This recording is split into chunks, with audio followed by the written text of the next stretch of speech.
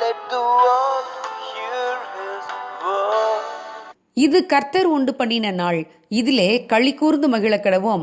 சங்கீதம் 118:24 வசனம்.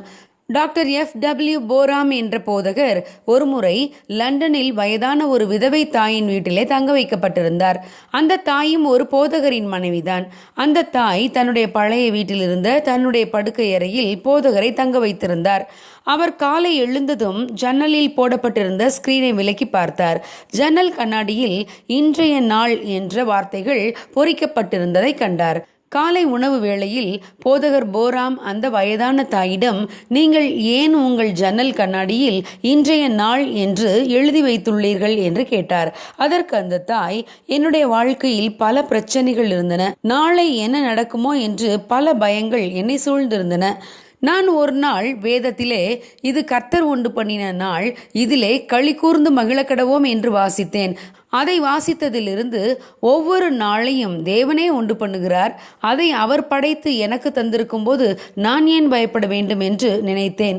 ஆகவேதான் ஜன்னல் கண்ணாடியில் இன்றைய நாள் என்று அந்த வசனத்தை நினைப்பூட்டுவதற்காக எழுதி வைத்துள்ளேன். ஒவ்வொரு நாளும் காலை எழுந்தவுடன் ஸ்கிரீனை விலக்கியதும் எனக்கு இன்றைய நாள் என்ற வார்த்தைகள் தான் என் கண்ணில் படும்.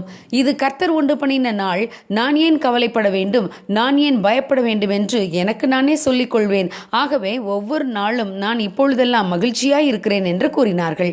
ஆம் பிரியமானவர்களே, ஒவ்வொரு நாளும் கர்த்தர் உண்டாக்கின நாள். நாம் களி கூர்ந்து மகிழும்படிக்கே தேவன் அதை படைத்திருக்கிறார். இந்த நாளில் நாம் அனுபவிக்கும்படி தேவன் கொடுத்த ஆசீர்வாதங்களில் மகிழ்ச்சியடையாமல் நாளைய தினத்தை குறித்து அநேகர் கவலைப்படுகின்றனர். தேவன் இந்த நாளை படைத்து அதில் நமக்கென திட்டங்களை வகுத்து வைத்திருக்கிறார். நம் திராணிக்கு மேலாக அவர் ஒருபோதும் நம்மை சோதிக்க மாட்டார். தாங்கும் பலனை தருவார், தப்பிக்கொள்ளும்படியான போக்கையும் அவர் நமக்கு தருவார். அன்றையும் அவருடைய தீர்மானத்தின்படி அழைக்கப்பட்டவர்களாய் தெரிந்து கொள்ளப்பட்டவர்களுக்கு சகலமும் நன்மைக்கு ஏதுவாகவே நடக்கிறது என்று வேதம் கூறுவதால் நாம் எல்லாவற்றிலும் மனமகிழ்ச்சியாய் இருக்க வேண்டும். தேவன் இன்று எல்லா தீங்கையும் நமக்கு நன்மையாக முடிய பண்ணுவார். தேவன் படைத்த ஒவ்வொரு நாளையும் நாம் விலையேற பெற்ற பொக்கிஷமாக எண்ண வேண்டும். முடிந்தவரை பிறருக்கு நன்மை செய்ய வேண்டும். தேவனுடைய நாமத்தை மகிமைப்படுத்த வேண்டும். தீமைக்கு விலக வேண்டும்.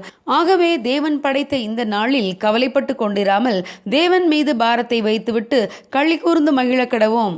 God bless you. Have a good day.